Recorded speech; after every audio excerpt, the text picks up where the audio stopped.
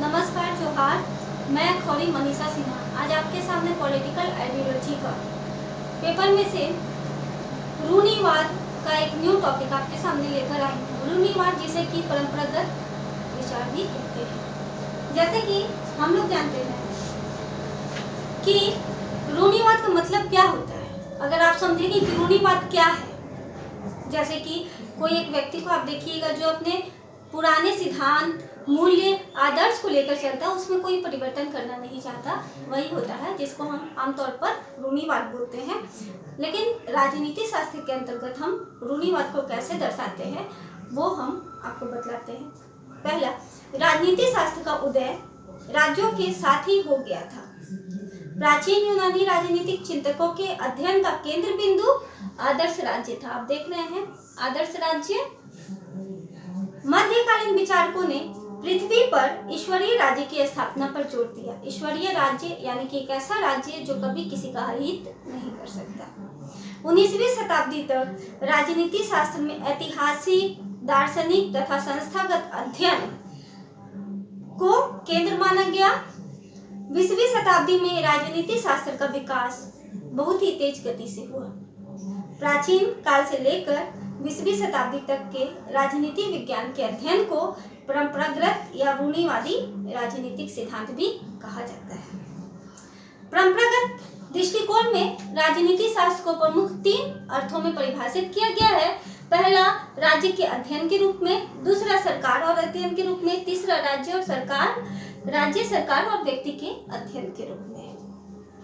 पहला अगर हम देखें तो राज्य के अध्ययन के रूप में गार्नर, गेटेल जैसे अनेक विद्वानों ने इसे राज्य के अध्ययन के रूप में परिभाषित किया।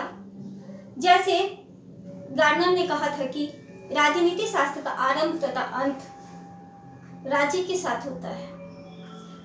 दूसरे में सरकार के अध्ययन के रूप में 20वीं शताब्दी में शुरू हुआ था यह विचारधारा। ली लॉक के अनुसार राजनीति शास्त्र सरकार से संबंधित अध्ययन है। तीसरे में राज्य, सरकार और व्यक्ति के अध्ययन के रूप में लॉस्की, हरमन जैसे विद्वानों ने राजनीति शास्त्र को इसी दृष्टि में परिभाषित करने का प्रयास किया है। जैसे लॉस्की ने कहा है कि राजनीति शास्त्र के अध्ययन का संबंध संगठित राज्यों से संबंधित है। रूढ़िवाद के विचारक, अगर हम देखें तो रूढ़िवाद के विचारक बर्क थे जिन्हें फादर कहा जाता है कंजर्वेटिव का। इनका 1729 से 1797 ये रूढ़िवाद के जनक थे, जिन्होंने लिखित संविधान को मूर्खतापूर्ण बतलाया है। रूढ़िगत प्रथाओं पर आधारित विधान को ये सर्वोत्तम मानते थे। इस तरह इन्होंने बहुमत शासन की धारणा को इनकार करते हुए कुलीन तंत्र को समर्थन दिया। कुलीन तंत्र यानी कि आप जानते हैं राजतंत्र, कुलीन तंत्र और लोकतंत्र, जिसमें सबसे महत्वपूर्ण लोकतंत्र है। क्लियर? उसके बाद है माइकल ऑक्सफोर्ड। ये मॉडर्न फिलोसोफर भी थे जिन्होंने राजनीति में बुद्धि अथवा तर्क का प्रयोग उचित नहीं माना, बल्कि राजनीति को परंपरा पर आधारित माना। हॉब्स, इन्होंने लेवियाथन में राज्य की उत्पत्ति, जो हमारे राज्य की उत्पत्ति के सिद्धांत है देवी सिद्धांत, उनका खंडन किया और सामाजिक समझौता के सिद्धांत को इन्होंने अपनाया।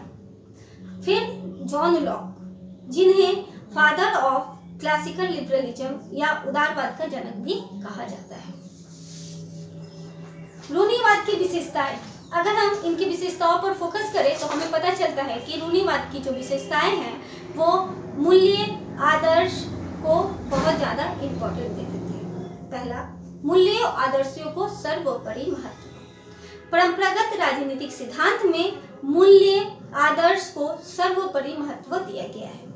रूढ़िवादी विद्वानों के अनुसार मानव जीवन एवं समाज के लक्ष्यों की ओर अपना महत्वपूर्ण ध्यान केंद्रित किया है। चाहे वह यूनानी दार्शनिकों की तरह नैतिक जीवन की उपलब्धि का विचार। यूनानी दार्शनिक यानी यूनानी दार्शनिकों ने क्या अपनाया था? आदर्श राज्य। आदर्श राज्य जहाँ होगा वहाँ नैतिकता, धर्म, सत्य ऑटोमेटिक आ जाएंगे।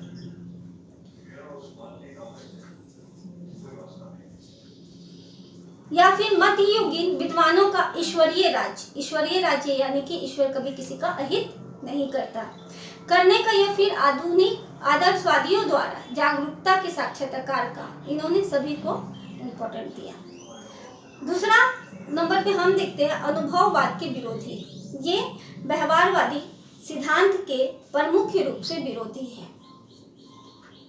वे इसे व्यर्थ तथा मनुष्य की विरुद्ध मानते हैं। व्यवहारवाद यानी कि जो हम प्रैक्टिकली रूप में हम करते और सीखते हैं। तीसरा में बौद्धिक सिद्धांत यानी कि अधिकांश परंपरावादी राजनीतिक सिद्धांत बौद्धिक रूप में है। वे तर्क एवं विचारात्मक निष्कर्षों पर आधारित है। उनके प्रमुख विषय राज्य थे, सरकार, राजनीतिक संस्थाएं तथा न्याय, सुरक्षा, स्वतंत्रता, समानता, नैतिकता, लोक कल्याण आदि राज्य के जो महत्वपूर्ण विषय है उन्होंने इसे अपने अध्ययन में रखा। उन्होंने इसका अध्ययन एक समाज सुधारक दार्शनिक विचारक की तरह किया था।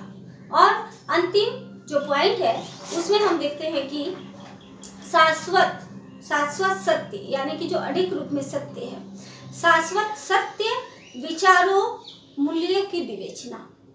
यह शाश्वत सत्य, विचार और मूल्यों का विवेचन करता है। यह समस्याओं, संस्थाओं तथा घटनाओं का अध्ययन भी करता है।